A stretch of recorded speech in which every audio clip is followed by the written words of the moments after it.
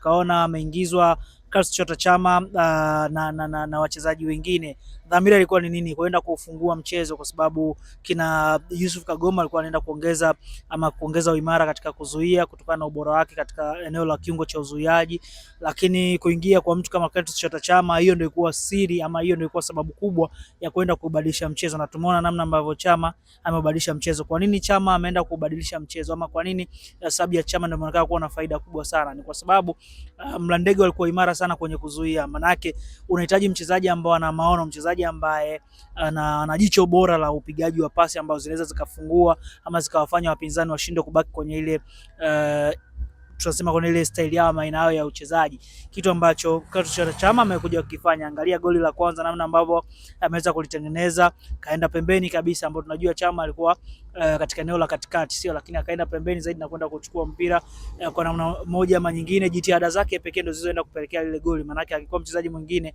angedondoka baada ya kuvutwa na mchezaji wa Mlandege, lakini akaonesha utofauti na upambanaji, akaenda kutengeneza chance ambao Selemani Mwalimu pia akaonesha uimara wake kwenye uwanja wa New Amani. Ni moja kati ya viwanja ambavyo vimemtambulisha kwa asilimia kubwa Selemani Mwalimu. Yale magoli ambayo tunakumbuka alikuwa anafunga akiwa na KVZ, kwa asilimia kubwa alifungwa kwenye uwanja huo. Kwa hiyo nadhani ni muendelezo wa yeye na tunasema ile DNA ya Selemani Mwalimu, na uwanja ule imeendelea so far na magoli mawili katika mashindano, sio jambo dogo.